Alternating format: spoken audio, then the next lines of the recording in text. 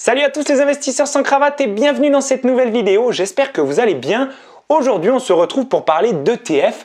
Alors je sais que c'est un sujet qui en intéresse bon nombre d'entre vous en ce moment et d'ailleurs c'est super puisque les ETF ça permet à certaines personnes de mettre un premier pas dans l'investissement boursier puisque ça simplifie quand même pas mal les choses et donc nous aussi ça nous arrange quelque part pour vous présenter des produits qui sont simples d'utilisation et qui permettent de développer une stratégie d'investissement sereine, plutôt performante et assez saine, quoi, tout simplement. Et alors, d'où me vient l'idée de faire une vidéo sur les ETF? Parce que c'est vrai que quand même, la chaîne YouTube Sans Cravate, elle est plutôt dédiée au stock picking. Eh bien, c'est tout simplement que le channel Discord Sans Cravate, dans lequel l'équipe de Sans Cravate va intervenir, mais aussi Mathieu, de la chaîne S'Investir, eh bien, il y a pas mal de gens qui nous ont posé la question, Mathieu, Étienne, comment on fait pour sélectionner, pour choisir un ETF? C'est bien beau de savoir dans quel indice on veut investir, dans quelle thématique on souhaite investir, mais des ETF, il en existe plusieurs. Eh bien, quels sont les critères pour en sélectionner un? Et c'est aujourd'hui ce qu'on va faire, ce qu'on va regarder dans cette vidéo. Et c'est vrai que malgré que ce type de produit simplifie grandement les choses en matière d'investissement, il y a quand même un petit travail à fournir de votre part pour éviter de faire des erreurs dans cette étape de sélection. Et moi, pour taquiner un petit peu les gens qui ont que des ETF dans leur portefeuille, j'aime bien comparer ça à quelqu'un qui irait au fast-food tous les jours, manger son plat qui est tout prêt. Et par rapport à ça, quelqu'un qui fait du stock picking, lui, va prendre du plaisir avec sa famille, avec ses amis, à monter toute une recette pour justement créer un repas succulent. Et bien, le stock picking, quelque part, c'est aussi ça. Rechercher des entreprises, gagner en culture générale tout simplement, quelque chose finalement qu'on perd un petit peu avec les ETF. Cependant, comme je disais dans la vidéo concernant Warren Buffett et les ETF, c'est vrai que quand les indices ont un méga trend haussier sur plusieurs années, eh bien c'est tout à fait intéressant d'avoir des ETF dans son portefeuille. Mais du coup, quels sont ces critères? Je sais que vous êtes impatients, alors on y va. Mais attendez quelques secondes, juste avant, je vous demande s'il vous plaît de liker cette vidéo en fin de cette dernière si elle vous a plu ou dès maintenant si l'introduction déjà elle vous a mis le feu et de vous abonner à la chaîne Sans Cravate et d'acheter le livre Débuter en bourse, comprendre et investir sur les marchés financiers si la bourse vous intéresse. Mais aujourd'hui, ce que j'aimerais surtout que vous fassiez, c'est tout simplement aller dans la description et rejoindre le canal Discord. On est pour l'instant qu'une centaine de membres, ça fait quelques semaines, même pas 2 semaines je crois que le Discord existe, et pourtant ça part dans tous les sens, tout le monde discute, les salons sont vraiment ultra animés, et puis il y a des lives toutes les semaines, on se rejoint dans un salon vocal, on échange, on partage nos analyses, etc. C'est vraiment génial, donc s'il vous plaît, rejoignez le Discord, vous allez vous éclater. Alors premièrement, dans le choix d'un ETF, évidemment, il y a le choix de l'indice quelque part. Avant même de choisir l'émetteur qui a créé cet ETF, il faut choisir dans quel indice vous souhaitez investir. Ça peut être le CAC 40, ça peut être le Nasdaq, le S&P 500, le MSCI World, etc., etc. Il vous faut être certain que justement l'ETF que vous êtes en train d'acheter, il réplique bien l'indice qui vous intéresse. Attention cependant aux ETF à thématique. Il faut vraiment les différencier des ETF qui répliquent les indices les plus connus comme ceux qu'on a cités précédemment. Les ETF à thématique, eux, ils vont plutôt vous proposer une diversification dans un panier d'actions qui serait concentré sur une activité, mais pas sur un indice global, mondial, comme c'est le cas du MSCI World par exemple. Dans les ETF à thématique, vous allez par exemple retrouver des ETF qui se concentrent sur le cloud, sur la fabrication additive. Typiquement, moi je fais mon stage en ce moment dans l'impression 3D d'alliage métallique. C'est peut-être quelque chose qui vous intéresse. Vous allez retrouver des ETF qui se concentrent sur des entreprises qui ont un rôle à jouer dans la fabrication additive. Donc je parlais du cloud, ça peut être aussi les énergies vertes, etc., etc.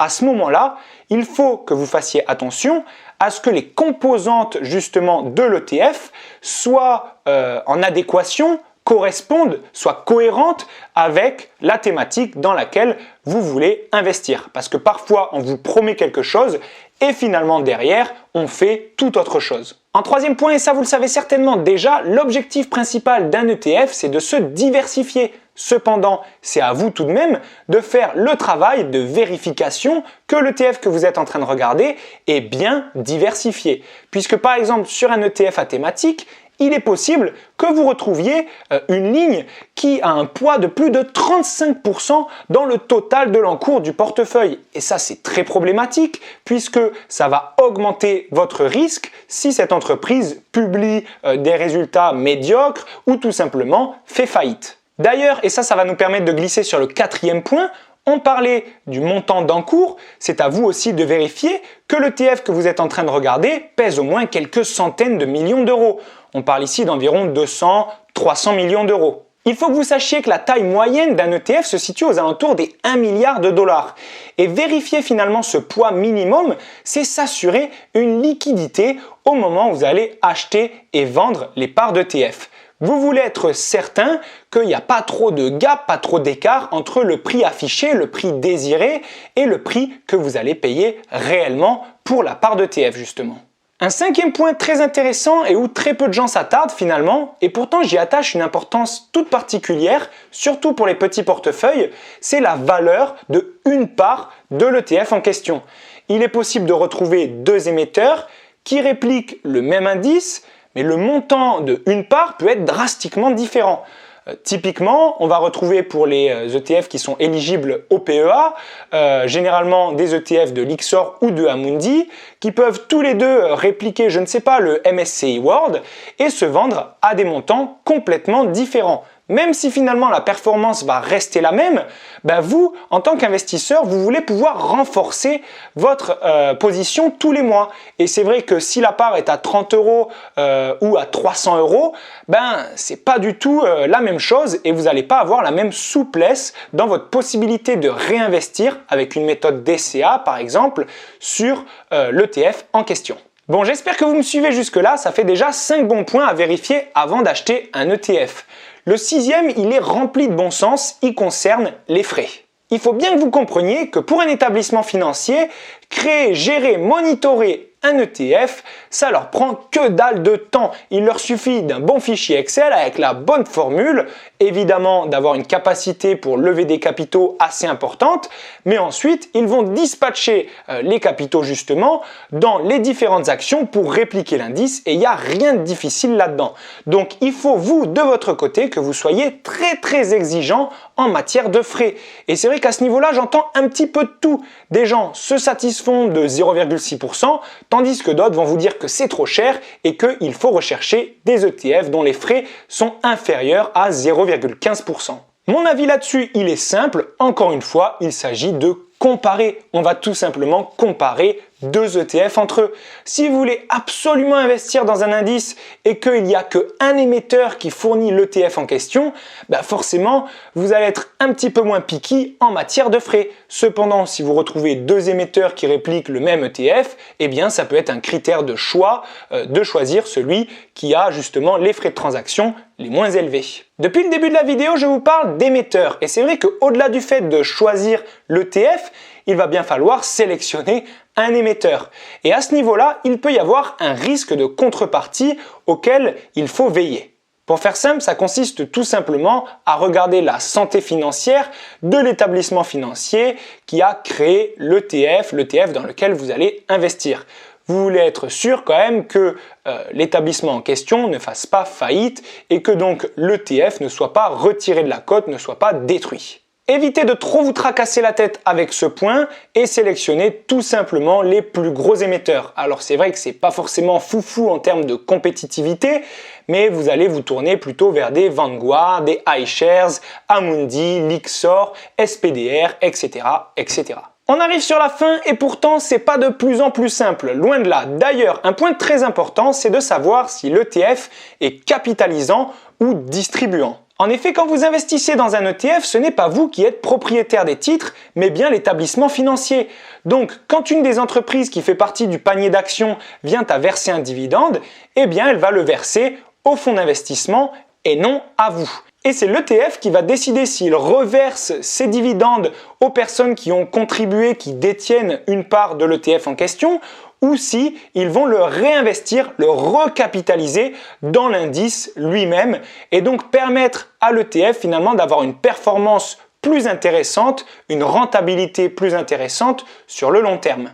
Et un petit point rapide là-dessus qu'il faut absolument que vous preniez en compte, c'est tout simplement que si on vous verse des dividendes et que vous les réinvestissez dans l'actif lui-même, c'est absolument pas intéressant autant qu'il soit directement réinvesti par le fonds, puisque sinon il va y avoir une double imposition. Donc encore une fois, soyez intelligent dans vos choix. Ça peut être très intéressant d'avoir un ETF qui distribue si vous souhaitez obtenir une rente sans vendre vos titres, mais aussi pour des personnes qui ont des profils un petit peu plus jeunes, sélectionnez toujours des ETF recapitalisants.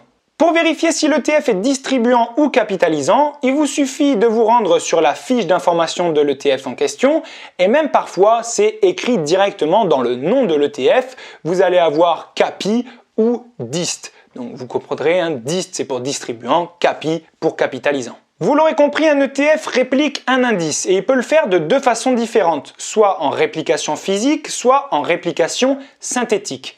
Avec la réplication physique, ça signifie tout simplement que l'ETF possède dans son portefeuille directement les titres qui sont inscrits dans l'indice. Par exemple, si on veut répliquer le CAC 40, on va retrouver du Safran, du Airbus, du Thales, du Total, etc. directement et avec les bonnes proportions dans le portefeuille de l'ETF. Pour la réplication synthétique, c'est complètement différent. L'ETF ne possède pas directement les titres en question. Et d'ailleurs, ça lui permet par exemple d'être éligible au PEA tout en répliquant un indice américain. Et oui, puisque pour qu'un ETF soit éligible au PEA, il faut qu'il soit composé à plus de 75% de valeurs européennes. Et alors là, vous pouvez vous dire, mais comment c'est possible de répliquer le S&P 500 tout en étant investi dans des boîtes européennes? Eh bien, c'est là que ça se complique. C'est tout simplement un autre établissement financier qui va détenir les titres et qui va échanger avec l'ETF un swap de performance qui est tout simplement un produit dérivé qui va permettre à l'ETF de répliquer l'indice en échange justement d'un certain prix, d'un certain loyer. Du fait de ces différentes méthodes de réplication, il est possible que l'ETF ne réplique pas parfaitement l'indice dans lequel vous souhaitez investir. Il est possible qu'il y ait une toute petite erreur. Et cette erreur, si elle s'accumule sur le long terme, elle peut devenir très importante. Il faut donc que vous vérifiez dans les documents clés de l'ETF que historiquement, ce dernier colle parfaitement à l'indice avec une très petite marge d'erreur. Et là, mesdames et messieurs, on arrive sur le dernier point, vous l'aurez compris par vous-même, pour vérifier que la tracking error ne soit pas trop importante, et même pour vérifier tous les autres points dont on a parlé dans cette vidéo, vous avez besoin d'historique. Donc, privilégiez tout le temps l'ETF qui est le plus âgé, ça vous permettra d'éviter de faire des erreurs. Voilà les investisseurs sans cravate, on va s'arrêter là pour cette vidéo. J'espère que cette dernière vous aura plu. On a été très synthétique, directement dans le concret. On a énuméré point par point les choses à vérifier avant d'ajouter un ETF dans votre portefeuille. Et puis tout simplement, pensez lors de vos recherches à utiliser le site internet Track Insight. Je vous mets le lien dans la description. C'est tout simplement le meilleur site au monde pour faire vos recherches d'ETF. Et puis si vous voulez en savoir plus sur les ETF que j'ai ajoutés moi-même dans mon portefeuille, regardez la vidéo dont je vous mets la fiche juste ici. Je vous laisse, je vous souhaite une très bonne fin de journée. Rejoignez le Discord et à très bientôt. Ciao ciao!